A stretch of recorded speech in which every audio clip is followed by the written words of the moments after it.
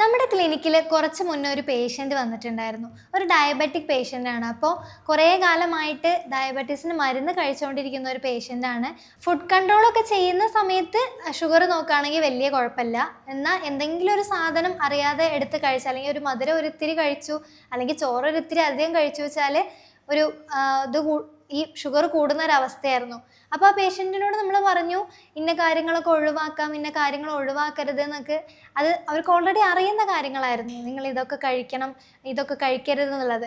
പക്ഷെ എത്രത്തോളം കഴിക്കണം, എങ്ങനെ കഴിക്കണം എന്നുള്ളതിൽ വലിയ ഐഡിയ അവർക്ക് ഉണ്ടായിരുന്നില്ല. നമ്മൾ അവർക്ക് വേണ്ടി സജസ്റ്റ് ചെയ്ത കുറച്ച് കാര്യങ്ങളാണ് ഈ വീഡിയോയിലൂടെ നിങ്ങൾക്ക് ഷെയർ ചെയ്യുന്നത്. അപ്പോൾ ഈ വീഡിയോ ഉപകാരപ്രദമായെന്ന് നിങ്ങൾക്ക് തോന്നുകയാണെങ്കിൽ നിങ്ങൾ ഈ വീഡിയോ ഷെയർ ചെയ്യുക. ഞാൻ doctor Anagha Surendran, doctor Hiba Sarovia homeopathy clinic, Perinthalmanna.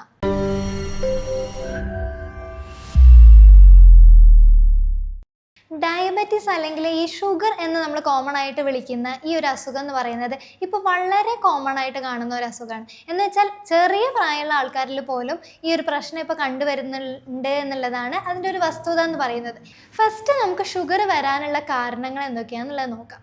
ഈ ഡയബറ്റീസ് എന്ന് പറയുന്നത് ഓഫ് കോഴ്സ് ഇതൊരു ഫാമിലി ഹിസ്റ്ററി ബേസ്ഡ് ആയിട്ട് വരുന്ന ഒരു അസുഖം തന്നെ, ഒരു ഹെറിഡിറ്ററി എന്ന് നമുക്ക് പറയാം. പാരൻസിന് ആർക്കെങ്കിലും ഉണ്ടെങ്കിൽ മക്കൾക്കത് വരാനുള്ള ചാൻസ് വളരെ കൂടുതലാണ്. ഇനി വേറെയുള്ള കാര്യങ്ങൾ നോക്കുകയാണെങ്കിൽ വേറെ എന്തെങ്കിലും അണ്ടർലൈയിങ് കണ്ടീഷൻസ് എന്ന് വെച്ചാൽ ഇതുപോലെ ഫാറ്റി ലിവർ, അല്ലെങ്കിൽ ഈ കൊളസ്ട്രോൾ, അല്ലെങ്കിൽ പൊണ്ണത്തടി, അങ്ങനത്തെ പ്രശ്നങ്ങളുള്ള ആൾക്കാർക്ക് ഈ ഡയബറ്റീസ് വരാനുള്ള ഒരു ചാൻസ് ഉണ്ട്. അപ്പോൾ ഈ ഡയബറ്റീസ് ഉണ്ടാകുന്ന ആൾക്കാർക്ക് പെട്ടെന്ന് ഇത് തിരിച്ചറിയാറില്ല. ഇത് ഈ പറഞ്ഞ പോലെ തന്നെ ലക്ഷണങ്ങളൊക്കെ പൊതുവേ കുറവായിരിക്കും. എങ്കിലും നമ്മൾ ലക്ഷണങ്ങൾ നോക്കുകയാണെന്നുണ്ടെങ്കിൽ ഒരു ഡയബറ്റീസ് കുറച്ച് ഒരു ഷുഗർ ലെവൽ അധികമാകുന്ന സമയത്താണ് ഈ ലക്ഷണങ്ങളൊക്കെ കാണിക്കുക. അതിൽ നോക്കുകയാണെന്നുണ്ടെങ്കിൽ യൂറിൻ അടിക്കടി ഇങ്ങനെ പോകുന്ന ഒരവസ്ഥ, അതും പ്രത്യേകിച്ച് രാത്രിയിൽ. അതായത് എപ്പോഴും യൂറിൻ പോയിക്കൊണ്ടേയിരിക്കണം, പോയി വന്നാൽ പിന്നെയും പോകണം, അങ്ങനത്തെ ഒരു തോന്നൽ. ചില ആൾക്കാർക്ക് കുറച്ചും കൂടെ അധികമായിട്ട് ഷുഗർ ഉണ്ടെന്നുണ്ടെങ്കിൽ യൂറിൻ പോകുമ്പോൾ എരിച്ചിലുണ്ടാവാറുണ്ട്. ഇനി അടുത്ത നോക്കുകയാണെങ്കിൽ വിശപ്പ് കൂടുതലായിട്ടുള്ള ഒരവസ്ഥ, എത്ര ഭക്ഷണം കഴിച്ചാലും കുറച്ചും കൂടെ കഴിക്കണം എന്നുള്ളൊരു തോന്നൽ. അതേപോലെ വേറൊരു സിംറ്റം നോക്കുകയാണെങ്കിൽ ദാഹം കൂടുതലായിട്ടുള്ള ഒരവസ്ഥ.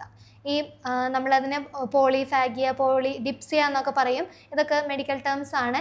അപ്പോൾ ഈ ഒരു 3 അവസ്ഥകളാണ് കോമൺ, നമ്മൾ ക്ലാസിക്കൽ ട്രയാഡ് ഓഫ് ഡയബറ്റീസ് എന്നൊക്കെ പറയാൻ പറ്റുന്ന 3 എണ്ണം. ഇനി ഈ ഡയബറ്റീസ് കോംപ്ലിക്കേഷൻ ആയി കഴിഞ്ഞാൽ കുറേ കാലമായിട്ട് മരുന്ന് കഴിക്കുന്നുണ്ട്, അല്ലെങ്കിൽ കൺട്രോൾ ചെയ്യാത്ത കുറേ ആൾക്കാരുണ്ട്, മരുന്ന് കഴിക്കാത്ത കുറേ ആൾക്കാരുണ്ട്, അത് വേറെ കാര്യം. അങ്ങനെയുള്ള ആൾക്കാർക്ക് വരാൻ പോകുന്ന പ്രശ്നങ്ങൾ നോക്കുകയാണെങ്കിൽ സ്കിൻ ഇഷ്യൂസ് ഉണ്ടാവും, സ്കിൻ അലർജീസ് പോലത്തെ, സ്കിൻ ഡ്രൈനെസ് പോലത്തെ കാര്യങ്ങൾ ഉണ്ടാവും. അതുകൊണ്ട് മേ ബി എന്തെങ്കിലും എക്സിമ പോലുള്ള, അതായത് സ്കിന്ന് ചൊറിച്ചിലുണ്ടാവുക, അങ്ങനത്തെ പ്രശ്നങ്ങൾ ചിലപ്പോൾ ഉണ്ടാവാം. അതേപോലെ ഈ എപ്പോഴും ഷുഗർ പോകുന്ന ഒരാളാണെന്നുണ്ടെങ്കിൽ UTI പോലുള്ള പ്രശ്നങ്ങൾ, യൂറിൻ പോകുമ്പോൾ എരിച്ചിലോ അല്ലെങ്കിൽ കുറച്ച് ഇൻഫെക്ഷൻസ് വരാനുള്ള സാധ്യതകൾ ഉണ്ട്. ഇനി വേറൊരു ഇത് നോക്കുകയാണെങ്കിൽ കോമൺ കോംപ്ലിക്കേഷൻസ് നോക്കുകയാണെങ്കിൽ ഡയബറ്റിക് നെഫ്രോപ്പതി എന്ന് പറഞ്ഞാൽ കിഡ്നീനെ ബാധിക്കുന്ന ഒരു പ്രശ്നമാണ്. ഇനി വേറൊന്ന് നോക്കുകയാണെങ്കിൽ ഡയബറ്റിക് ന്യൂറോപ്പതി എന്ന് പറയും. ഇത് നമ്മുടെ നെർവസ് സിസ്റ്റത്തിനെ ബാധിക്കുന്ന ഒരു അസുഖമാണ്. എന്ന് വെച്ചാൽ നമ്മുടെ നാഡികളെയൊക്കെ ബാധിക്കുന്ന ഒരു അസുഖമാണ്. ഇങ്ങനെ ഉണ്ടാകുന്ന ആൾക്കാർക്ക് കൈകാല് മരവിപ്പ്, അല്ലെങ്കിൽ തരിപ്പ്, പ്രത്യേകിച്ച് കാലിൻ്റെ അടിയിലൊക്കെ ഒരു എരിച്ചിൽ പോലെ ഉണ്ടാവും. അങ്ങനത്തെ ചില സിംറ്റംസ് ഒക്കെ കാണുമ്പോഴാണ് ആൾക്കാർ ഇത് ഷുഗർ ആണോ എന്ന് വിചാരിച്ച് ടെസ്റ്റ് ചെയ്യാറുള്ളത്. ഇനി ഡയബറ്റിക് റെറ്റിനോപ്പതി നോക്കുകയാണെങ്കിൽ കണ്ണിനെ ബാധിക്കുന്ന ഒരിതാണ്, കണ്ണ് മങ്ങലുണ്ടാവുക, അങ്ങനത്തെ പ്രശ്നങ്ങളാണ്. ഇനി ഇപ്പം ഞാൻ പറഞ്ഞതിൽ ഡയബറ്റിക് ന്യൂറോപ്പതി എന്ന് പറഞ്ഞാൽ ഈ മരവിപ്പ്, തരിപ്പ് അങ്ങനത്തെ ഒക്കെ ഉണ്ടാവും എന്ന് പറഞ്ഞല്ലോ. അപ്പോൾ ഇത് വൈറ്റമിൻ B12 കുറവുണ്ടെന്നുണ്ടെങ്കിലും ഇതേ പ്രശ്നം കാണാറുണ്ട്. അപ്പോൾ ഇവർക്ക് ഈ ന്യൂറോപ്പതി ഒക്കെ ആയിട്ട് മാറിപ്പോയിട്ടുണ്ട് എന്നുണ്ടെങ്കിൽ അവർക്ക് വൈറ്റമിൻ B12 കൂടെ ചെക്ക് ചെയ്യുന്നത് ഏറ്റവും നല്ലതാണ്. പിന്നെ നിങ്ങൾ ഫാമിലി ഹിസ്റ്ററിയിൽ ആർക്കെങ്കിലും ഷുഗറിൻ്റെ പ്രശ്നം ഉണ്ട് എന്നുണ്ടെങ്കിൽ നിങ്ങളൊരു 40 വയസ്സ്, ഇപ്പോൾ 35 വയസ്സ് നമുക്ക് റെക്കമെൻഡ് ചെയ്യാം. അതിന് ശേഷം ഒരു 6 months കൂടുമ്പോഴെങ്കിലും ബ്ലഡ് ടെസ്റ്റ് എടുത്ത് നോക്കാനായിട്ട് ശ്രദ്ധിക്കുക. കാരണം പൊതുവേ നമുക്കിത് ആദ്യമേ കണ്ടുപിടിക്കുകയാണെന്നുണ്ടെങ്കിൽ കുറച്ചും കൂടെ നമുക്ക് ഈസി ആയിട്ട് ഇതിനെ മാനേജ് ചെയ്യാൻ പറ്റും എന്നുള്ളതാണ്. ഇനി ഡയബറ്റീസ് പറയുകയാണെങ്കിൽ ടൈപ്പ് 1, ടൈപ്പ് 2 ഉണ്ട്. അതിൽ ടൈപ്പ് 2 ആണ് മോസ്റ്റ് കോമൺ ആയിട്ടുള്ളത്. ഈ ഇൻസുലിൻ്റെ കറക്റ്റായിട്ടുള്ള പ്രവർത്തനം ഇല്ലാത്തത് കൊണ്ട് വരുന്ന ഷുഗർ കൺട്രോളിങ് ഇല്ലാത്തതിനെയാണ് നമ്മൾ ഡയബറ്റീസ് ടൈപ്പ് 2 എന്ന് പറയുന്നത്. അതാണ് മോസ്റ്റ് കോമൺ. കുറച്ചും കൂടെ ഏജ്ഡ് ആയിട്ടുള്ള ആൾക്കാരിൽ കാണുന്നത് ഈ ഒരു പ്രശ്നമാണ്. ഇനി എന്തൊക്കെ കാര്യങ്ങളാണ് ഒഴിവാക്കേണ്ടത് നോക്കുകയാണെങ്കിൽ നമ്മൾ എപ്പോഴും പറയുന്ന പോലെ വൈറ്റ് ഷുഗർ ഏറ്റവും ബാഡായിട്ടുള്ള ഒരു ഫുഡാണ്. അതേപോലെ കാർബോഹൈഡ്രേറ്റ് എന്ന് പറയുമ്പോൾ ചോറ്, പക്ഷെ നമുക്ക് ചോറ് മുഴുവനായിട്ടും ഒഴിവാക്കാൻ കഴിയില്ല. അതിന് പകരമായിട്ട് നമുക്ക് എന്ത് ചെയ്യാം, ചോറിൻ്റെ അളവ് കുറച്ച് കൊണ്ടുവരാം. ഇനി ഗോതമ്പ് എടുത്ത് നോക്കുകയാണെങ്കിലും അതേപോലെ തന്നെയാണ്, അതും കാർബോഹൈഡ്രേറ്റ് തന്നെയാണ്. ചോറിൻ്റെ അത്രത്തോളം ഗ്ലൂക്കോസ് എഫക്റ്റ് ഇല്ല എന്നുണ്ടെങ്കിലും ഇതൊക്കെ ഒരു കൺട്രോൾഡ് ആയിട്ടുള്ള ഒരു ഇതിൽ കഴിക്കുന്നതാണ് ഏറ്റവും നല്ലത്. പിന്നെ ഫാസ്റ്റ് ഫുഡുകൾ, അതേപോലെ പാക്കറ്റിൽ അടച്ചിട്ടുള്ള ഭക്ഷണങ്ങൾ, ബേക്കറി പലഹാരങ്ങൾ, അതേപോലെ ഇപ്പോൾ നമ്മൾ പഞ്ചസാര മാത്രം ഒഴിവാക്കിയാൽ പോരാ, ശർക്കര ഒഴിവാക്കണം, പിന്നെ കൽക്കണ്ടം ഒഴിവാക്കണം. അങ്ങനത്തെ എന്ത് മധുരമുള്ള പദാർത്ഥങ്ങളാണെന്നുണ്ടെങ്കിലും ഒഴിവാക്കുന്നതാണ് ഏറ്റവും കൂടുതൽ നല്ലത്. അല്ലെങ്കിൽ അത് ചെറിയ രീതിയിൽ ഉപയോഗിച്ചാൽ പോലും പെട്ടെന്നൊരു ഷുഗർ സ്പൈക്ക് ഉണ്ടാവാനായിട്ട് ഒരു കാരണമാവും. ഇനി പഴങ്ങളിൽ കുറച്ച് പഴങ്ങളൊക്കെ നമുക്ക് ഒഴിവാക്കാൻ പറയാറുണ്ട്. അതിൽ നമ്മൾ പറയുന്നത് നല്ല മധുരമുള്ള പഴങ്ങളാണ്. ഇനി എന്തൊക്കെ ഭക്ഷണങ്ങൾ നിങ്ങൾക്ക് കഴിക്കാമെന്ന് നോക്കുകയാണെങ്കിൽ ബാക്കി ഇപ്പം ഞാൻ പറഞ്ഞിട്ട് ഇല്ലാത്ത എല്ലാ ഫ്രൂട്ട്സും നിങ്ങൾക്ക് കഴിക്കാമെന്ന് വെച്ചാൽ, നമ്മൾ ഫ്രൂട്ട്സ് ശരിക്കും പറഞ്ഞാൽ ഡയബറ്റീസിനെ കൺട്രോൾ ചെയ്യുന്ന ചില ഫ്രൂട്ട്സുകളുണ്ട്. അതിൽ നോക്കുകയാണെങ്കിൽ ഞാവൽപ്പഴം നമുക്ക് ശരിക്കും ഷുഗറിനെ കുറയ്ക്കുന്ന ഒരു പഴമാണ്. ഇത് കഴിക്കുന്നത് വളരെ നല്ലതാണ്. ഇനി സിട്രസ് ഫ്രൂട്ട്സ്, കാരണം സിട്രസ് ഫ്രൂട്ട്സിലൊക്കെ ഉള്ളത് പറഞ്ഞാൽ അതിൽ പുളിപ്പാണ് കൂടുതൽ, മധുരം കുറവാണ്, നാരുകളാണ് കൂടുതലായിട്ടുള്ളത്, അതേപോലെ വൈറ്റമിൻ സി ആണ് കൂടുതലായിട്ടുള്ളത്. അപ്പോൾ അത്രത്തോളം എഫക്റ്റ്, ഗ്ലൂക്കോസിൻ്റെ അത്രത്തോളം എഫക്റ്റ് സിട്രസ് ഫ്രൂട്ട്സ് ഉണ്ടാക്കുന്നില്ല.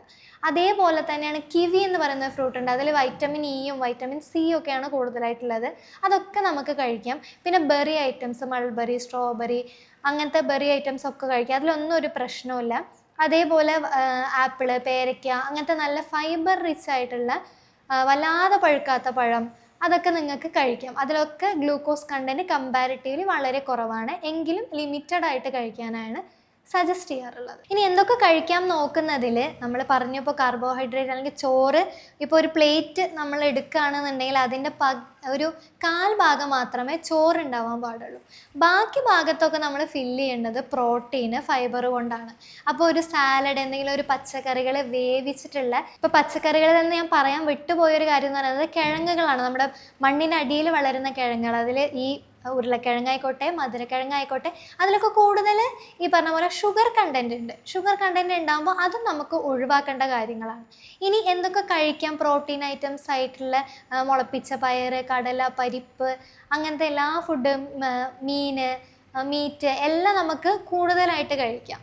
എന്ന് വെച്ചാൽ നമുക്കിപ്പോൾ ഈ 1/4 ഭാഗം ചോറിൻ്റെ കൂടെ തന്നെ ഒരു 1/4 ഭാഗം നമ്മൾ പ്രോട്ടീൻ റിച്ച് ആയിട്ടുള്ള കാര്യങ്ങൾ കഴിക്കുക, ഒരു 1/4 ഭാഗം നമ്മൾ മുഴുവനായിട്ട് പച്ചക്കറികൾ, വേവിച്ചിട്ടുള്ള പച്ചക്കറി, ബ്രൊക്കോളി, വെള്ളരിക്ക, കക്കരിക്ക എന്ന് പറഞ്ഞിട്ടുള്ള നമ്മൾ സാലഡ് പോലെ കഴിക്കാം.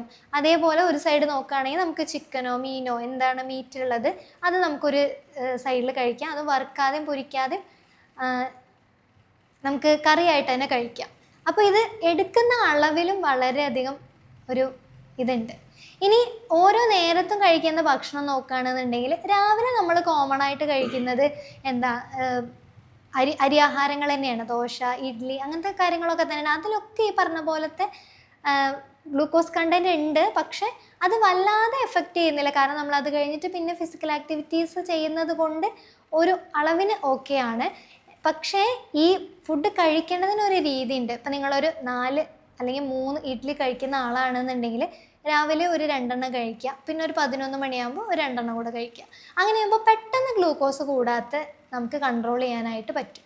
അത് നമ്മളൊരു മീൽ പ്ലാനിങ് ആണത്. രാവിലെ കുറച്ച് കഴിക്കുക, അതിൻ്റെ ബാക്കി പകുതി ഒരു ഇടനേരത്ത് 11 മണിക്ക് കഴിക്കുക. പിന്നെ ഉച്ചയ്ക്ക് നമ്മൾ സാധാരണ കഴിക്കുന്ന എന്താണോ ഭക്ഷണം അത് കൂടുതൽ പച്ചക്കറികളും കൂടുതൽ മീറ്റ്, പയറുവർഗ്ഗങ്ങൾ കൂട്ടി കഴിക്കുക.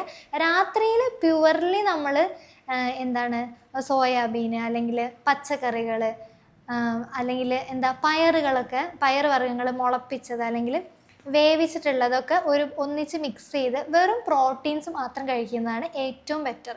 കാരണം രാവിലെ നമ്മൾ ഗ്ലൂക്കോസ് മുഴുവനായിട്ട് ശരീരത്തിന് ഉപയോഗിക്കുന്നു, രാത്രിയിൽ നമ്മളൊന്നും ഉപയോഗിക്കുന്നില്ല, ഗ്ലൂക്കോസ് ഉപയോഗിക്കുന്നേ ഇല്ല. അങ്ങനെ ഉണ്ടാകുന്ന സമയത്ത് ഭയങ്കര സ്പൈക്കാണ് ഈ കാർബോഹൈഡ്രേറ്റ് അല്ലെങ്കിൽ ചപ്പാത്തി ആയിക്കോട്ടെ ചോറായിക്കോട്ടെ കഴിച്ചാലുണ്ടാവുക. അപ്പോൾ നമ്മൾ ഈ ഒരു പ്ലാനിങ് ഉണ്ടല്ലോ, 3 നേരത്തെ അല്ലെങ്കിൽ ഈ 3 നേരം തന്നെ നമ്മൾ സ്പ്ലിറ്റ് ചെയ്ത് കഴിക്കുന്ന ഈ ഒരു സംഭവം നിങ്ങൾ ഇംപ്ലിമെൻറ്റ് ചെയ്യുകയാണെന്നുണ്ടെങ്കിൽ നമുക്ക് കുറച്ചും കൂടെ ഒരു നല്ല രീതിയിലുള്ള മാറ്റം കാണാനായിട്ട് സാധിക്കും. ഇനി പ്രമേഹത്തെ നിയന്ത്രിക്കാൻ പറ്റുന്ന പച്ചക്കറികൾ നോക്കുകയാണെന്നുണ്ടെങ്കിൽ അതിൽ ഫസ്റ്റ് ഇലക്കറികൾ നോക്കുകയാണെങ്കിൽ ഈ ചീരയും മുരിങ്ങയൊക്കെ എടുക്കുക. അതിൽ കൂടുതലായിട്ടും ഫൈബർ കണ്ടൻ്റ് ആണുള്ളത്. അപ്പോൾ ഈ ഡയബറ്റീസ് ഉള്ള ആൾക്കാർ ഷുഗർ കുറയ്ക്കുന്നതിനോട് കൂടെ തന്നെ ഫൈബർ കൂട്ടുകയും കൂടെ ചെയ്യണം. അപ്പോൾ ഇങ്ങനെയുള്ള ആൾക്കാർക്ക് ഏറ്റവും കൂടുതൽ റെക്കമെൻഡ് ചെയ്യാൻ പറ്റുന്നതാണ് ഇലക്കറികൾ എന്ന് പറയുന്നത്. ചീര, മുരിങ്ങ പോലുള്ള ഇലക്കറികൾ. അതിലാവുമ്പോൾ മഗ്നീഷ്യത്തിൻ്റെ അളവ് നല്ലോണം കൂടുതലാണ്. ഈ മഗ്നീഷ്യം എന്ന് പറയുന്നത് ഈ ഇൻസുലിൻ ഹോർമോണിൻ്റെ പ്രവർത്തനത്തിനെ ഒന്നും കൂടെ കാര്യക്ഷമമാക്കുന്ന രീതിയിലുള്ള ഒരു സപ്ലിമെൻ്റാണ്.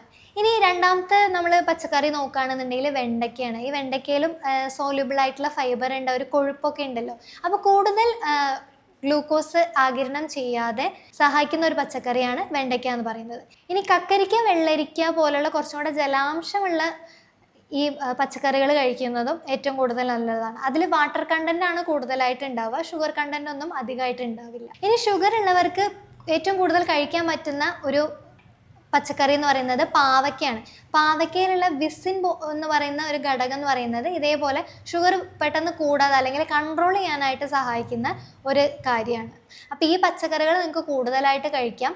പിന്നെ ഞാൻ പറഞ്ഞതുപോലെ തന്നെ കിഴങ്ങ് വർഗ്ഗങ്ങൾ, അതേപോലെ മണ്ണിനടിയിൽ വളരുന്ന ഇപ്പോൾ ചേന, ചേമ്പ്, ഉരുളക്കിഴങ്ങ് അങ്ങനത്തെ ഉള്ള പച്ചക്കറികൾ ഒഴിവാക്കാനായിട്ട് ശ്രദ്ധിക്കുക. അപ്പോൾ നിങ്ങൾ ഷുഗർ ഉള്ളൊരു വ്യക്തിയാണെന്നുണ്ടെങ്കിൽ നിങ്ങൾ ഇത്രയും കാര്യങ്ങൾ ഓർമ്മയിൽ വെച്ചിരിക്കണം. ഈ കാര്യങ്ങളൊക്കെ ഫോളോ ചെയ്തിരിക്കണം. ഇനി ഷുഗർ കൺട്രോൾ ചെയ്യാതെ 400, 500 പോയിട്ട് ഇനി വേണ്ട ഒരു 200, 300 എത്തുമ്പോൾ തന്നെ മരുന്ന് കഴിക്കുന്നില്ല, ഇത് എല്ലാവർക്കും വരുന്ന അസുഖമല്ലേ എന്ന് പറഞ്ഞിട്ട് വിടുന്ന ആൾക്കാർ പോലും നമ്മുടെ കൂടെ ഉണ്ട്, അല്ലെങ്കിൽ മരുന്ന് കഴിക്കാൻ പേടിയുള്ള ആൾക്കാരുണ്ട്. അപ്പോൾ നമ്മുടെ ക്ലിനിക്കിൽ എന്ന് പറഞ്ഞാൽ നമുക്ക് പാർശ്വഫലങ്ങളില്ലാത്ത എഫക്റ്റീവായിട്ടുള്ള മെഡിസിൻസ് ആണ് നമ്മൾ കൊടുക്കുന്നത്. നിങ്ങൾക്ക് ഷുഗർ നല്ല രീതിയിൽ കൺട്രോൾ ചെയ്യാൻ കഴിയും. ഇനി നിങ്ങൾ ഷുഗർ ഉള്ള പേഷ്യൻ്റ് ആണെന്നുണ്ടെങ്കിൽ നിങ്ങൾക്ക് ഭാവിയിൽ കൊളസ്ട്രോളോ അതേപോലെ ഫാറ്റി ലിവർ പോലുള്ള അസുഖങ്ങൾ വരാനുള്ള ചാൻസും കൂടെ ഉണ്ട്. അപ്പോൾ നമ്മൾ ഇത് ഇപ്പോഴേ കൺട്രോൾ ചെയ്യുകയാണെന്നുണ്ടെങ്കിൽ നമുക്ക് നല്ല രീതിയിലുള്ള മാറ്റങ്ങൾ കാണാൻ കഴിയും. വേറെ വേറെ അസുഖങ്ങളിലേക്ക് അത് മാറാതെ നമുക്ക് തടയാനും കഴിയും. അപ്പോൾ നിങ്ങൾ കൺസൾട്ടേഷൻ എടുക്കാൻ ആഗ്രഹിക്കുന്നുണ്ടെങ്കിൽ നിങ്ങൾക്ക് താഴെ കൊടുത്തിരിക്കുന്ന നമ്പറിൽ കോൺടാക്റ്റ് ചെയ്യാവുന്നതാണ്. നിങ്ങൾക്ക് കൂടുതൽ വിവരങ്ങൾക്കും സംശയങ്ങൾക്കും താഴെ കൊടുത്തിരിക്കുന്ന നമ്പറിൽ കോൺടാക്റ്റ് ചെയ്യാം. ഞാൻ doctor Anagha Surendran, doctor Hiba Sarovia homeopathy clinic, Perinthalmanna. പുതിയൊരു വീഡിയോയുമായിട്ട് വീണ്ടും വരാം.